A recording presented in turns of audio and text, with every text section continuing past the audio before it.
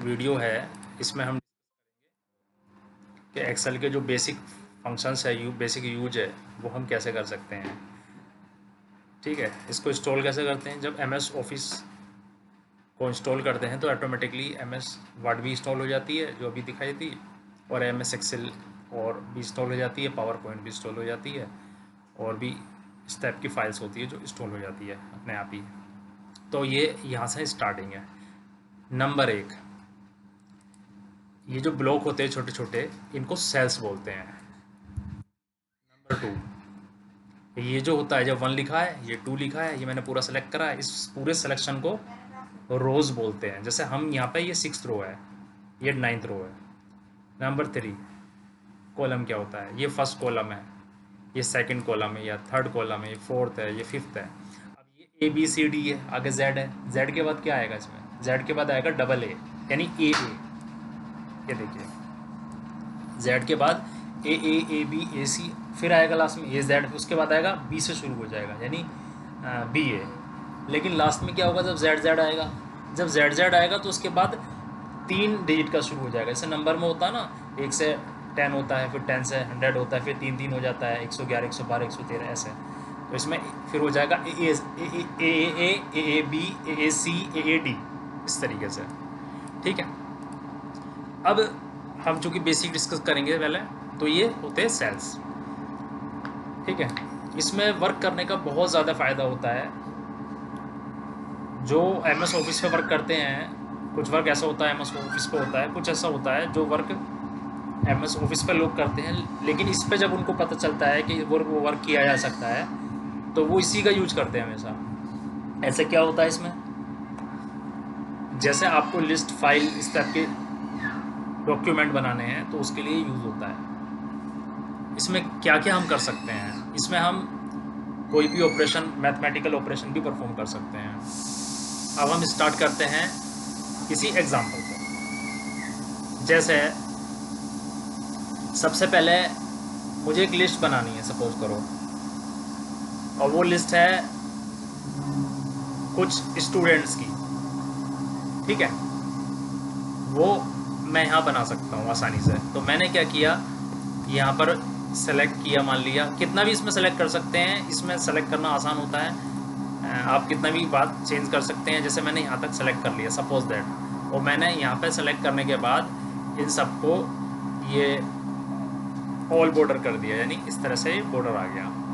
ठीक है, अब इसमें अपनी मर्जी से आप साइज़ दे सकते हैं। इसका साइज़ आप इतना रखना चाह रहे हैं, इतना रखना चाह रहे हैं, या एक ही साइज़ भी दे सकते हैं। सबको एक साथ भी बढ़ा सकते हैं आप। जैसे ऐसे क्लिक करेंगे, ये सारे इंक्रीज हो जाएंगे। इनको जो है, इनकी विड्थ बढ़ा सकते हैं आप। ऐसे सेलेक्ट करेंगे, इनकी विड्थ बढ़ जाएगी। ठीक है, अब जैसे यहाँ पर serial number, name, father name, ये एक लिस्ट है। यहाँ पर इतना फ्लेक्सिबल होता है, आप कहीं कोई भी डेटा ऐड कर सकते हैं। जैसे मैंने इंसर्ट किया, तो यहाँ पर मुझे हेडिंग ऐड करनी है, तो यहाँ पर मैं वो हेडिंग ऐड कर लूँगा। इस सबको मैंने सेलेक्ट किया, इसको मर्ज कर लिया, यानी इसको एक ही बना दिया। जैसे मैं यहाँ लिखता हूँ लिस्ट ऑफ स्टूडेंट्स, ये लिस्ट ऑफ स्टूडेंट्स मैं कोई बना रहा हूँ। इसको फ़ॉन्ट साइज में बढ़ा सकता हूँ, इसको मैं अप कर सकता हूँ, या यहाँ भी कर सकता हूँ, ये। ओके, तो ये जो होता है रैप टेक्स्ट, क्या होता है रैप टेक्स्ट, ये होता है जैसे सपोज करो आपने नाम लिखा, और नाम जो है वो आपके सेल से बहुत बड़ा है, यानी इतना बड़ा नेम है, तो आप देखेंगे कि ये ओड लगेगा। तो इस पर आप क्लिक करके जब रैप टेक्स्ट करेंगे, तो ये ऐसे एक ही सेल में आ जाएगा। और आप रैप टेक्स्ट ना सिर्फ एक सेल में, बल्कि पूरी फाइल में एक साथ भी कर सकते हैं। पूरी फाइल को आप सेलेक्ट करेंगे और उस पर रैप टेक्स्ट पे क्लिक कर देंगे, तो सारा एक साथ हो जाएगा। उसके बाद हम यहाँ पे कोई भी डिटेल लिख सकते हैं। जैसे मान लिया mobile number. Okay, mobile number हमने लिख लिया। यहाँ पर मान लिया एड्रेस हमने लिख लिया है।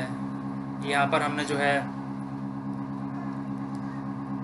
फ़ी, मान लिया ये स्टूडेंट का डेटा है, तो यहाँ पर हम फ़ी का कॉलम बना सकते हैं। इसमें ये बेनिफिट होता है, ये देखिए कैसा कॉलम, जैसे मैंने इंसर्ट किया यहाँ पर, और यहाँ पर मैं फ़ी का एक कॉलम बनाना चाह रहा हूँ। यहाँ पर फ़ी, यानी यहाँ पर मैं लिखना चाह रहा हूँ कि सितंबर की फ़ी, इस तरीके से यहाँ पे लिखना चाह रहा हूँ मैं अक्टूबर की फ़ी। और ये बहुत ज़्यादा फ्लेक्सिबल होता है, यानी आप कभी भी यहाँ पे कुछ भी ऐड कर सकते हैं। जैसे कि मैंने 3 यहाँ नवंबर की फ़ी और यहाँ पे दिसंबर की फ़ी। अगर मैं जनवरी की ऐड करना चाह रहा हूँ, या मान लिया मैंने गलती से नवंबर छोड़ दिया है, तो मैं यहाँ इंसर्ट करूँगा, यहाँ पर नवंबर लिख सकता था। तो ये बहुत ज़्यादा फ्लेक्सिबल होता है। इसको आप हेडिंग बनाना है, आप यहाँ क्लिक कीजिए और इसको बोल्ड कर दीजिए, यहाँ से डायरेक्ट हेडिंग बोल्ड हो जाएगा। इसको मिडिल में कर दीजिए, मिडिल, और इसको थोड़ा ऊपर कर दीजिए, यानी इस तरीके से। इसका फ़ॉन्ट आप कलर आपको इसका चेंज कर सकते हैं इस तरीके से, जो भी आप कलर रखना चाहें, ठीक है। ओके, और इसमें बहुत सारे फीचर होते हैं। जैसे मैंने मान लिया सपोज़ इस शीट को सेलेक्ट कर दिया और कंडीशनल फॉर्मेट में जाके मैं यहाँ पर जो है हाईलाइट वैल्यूज़ को भी हाईलाइट कर सकता हूँ, डुप्लीकेट वैल्यूज़ को हाईलाइट कर सकता हूँ, और जो मैं चाहूँ वो इसमें हाईलाइट किया जा सकता है। और भी बहुत सारे इसमें फीचर होते हैं। कलर स्केल होते हैं इसमें, कलर स्केल इस तरह से अभी वो अलग अलग होते हैं। जैसे फॉर एग्ज़ाम्पल यहाँ पर मैं ये चाह रहा हूँ जिसने फ़ीस नहीं दी उसके लिए मैंने ए लिखा है, और जिसने फ़ीस दी है उसके लिए मैंने उसकी फ़ीस लिखी है। तो मैं यहाँ पर 2 ऑपरेशन परफॉर्म करूँगा। ये कलर स्केल किया था ना, तो ये उससे हो गया है, तो मैं उसको हटा देता हूँ Ctrl+Z से। दूसरे तरीके से भी हटा सकते हैं उसको, ठीक है। जैसे यहाँ पर अपसेंट है और यहाँ पर उसने कुछ फ़ीस दी है और यहाँ पर उसने कुछ फ़ीस दी है, तो इसमें हम 2 ऑपरेशन परफॉर्म करेंगे। पहला ऑपरेशन तो ये है कि टोटल फ़ीस इसमें दिख जाएगी। दूसरा ये है कि अगर हम इसको सेलेक्ट करते हैं और यहाँ पर हम लिखते हैं हाईलाइट करेंगे, अगर इक्वल टू है, यानी अगर ए लिखा हुआ आ जाए तो वो रेड हो जाए, ये देखिए, तो ऑटोमेटिकली वो रेड हो जाएगा। जबकि एमएस वर्ड में ऐसा ये सब कुछ नहीं होता है, इसमें ऑटोमेटिकली रेड हो जाएगा, ये देखिए। और अगर मैं यहाँ फीस ऐड करता हूँ, ये देखिए स्टूडेंट ने फ़ीस दे दी, तो ये देखिए, तो ये पहला हो गया प्रैक्टिकल। दूसरा प्रैक्टिकल कि यहाँ टोटल फ़ीस आ जाए। अब टोटल फ़ीस के लिए हम यहाँ पे एक कॉलम बना सकते हैं, इसी में भी बना सकते हैं, जो कि ज़्यादा बेटर लगेगा। तो मैंने यहाँ क्लिक करा और इस सेल को मैंने क्लिक करके यहाँ से पकड़ के इसको यहाँ शिफ्ट कर दिया। ये यहाँ सर, ये मर्ज है ना, मर्ज की वजह से शिफ्ट नहीं होता है, तो इसको अनमर्ज करना पड़ता है पहले। अनमर्ज करने के लिए, मर्ज का मतलब ये एक है, तो अनमर्ज करने के लिए यहीं पे क्लिक करना पड़ेगा। तो अब मुझे इस पूरे कॉलम को, ये भी मर्ज है, अभी होगा नहीं वो, क्योंकि ये पूरा, इसको भी अनमर्ज करना पड़ेगा। अब इस पूरे कॉलम को उठा के आप यहाँ पे डाल सकते हैं, ये आ गया ऐसे। लेकिन मुझे क्या करना था, मैं इसे कॉपी कर सकता हूँ, कॉपी भी कर सकता हूँ यहाँ पर कंट्रोल भी, ताकि ये भी कलरफुल रहे। यहाँ पर मैं टोटल लिख सकता हूँ, टोटल, ये अपने आप ही टोटल का फार्मूला। इसमें सम कैसे करते हैं, देखिए सम करने का तरीका, जो कि बहुत ज़्यादा इंपॉर्टेंट है। बराबर का निशान लिखेंगे, SUM, सम लिखेंगे, लिख दिया, ब्रैकेट लगाएंगे, ठीक है। अब ये कह रहा है कहाँ से कहाँ तक का सम करना है, तो हम इसका सम करना है। इसको स्ट्रेच भी कर सकते हैं, लेकिन मैं आसान तरीका बता रहा हूँ। कॉमा इसका सम करना है, कॉमा इसका सम करना है, कॉमा इसका सम करना है, और एंटर प्रेस कर देंगे, ये आ गया 500। यानी जब मैं उसकी फ़ीस एंटर करूँगा यहाँ पर, तो 700 हो जाएगा, ठीक है। तो ये ए है, स्मॉल ए या कैपिटल ए, तो ये सम का फार्मूला हमने लगा दिया है। इसमें एक एडवांस फीचर ये होता है कि अगर यहाँ कोई बच्चा दूसरा है, ये दूसरा बच्चा है, उसका नाम समथिंग है एक, ठीक है, ये दूसरा कोई स्टूडेंट है, हमें क्या करना है, हमें फार्मूले को बार बार लिखने की ज़रूरत नहीं है। हमें इस फार्मूले को ऐसे ड्रैग कर देना है इस तरीके से, या कॉपी पेस्ट भी कर सकते हैं।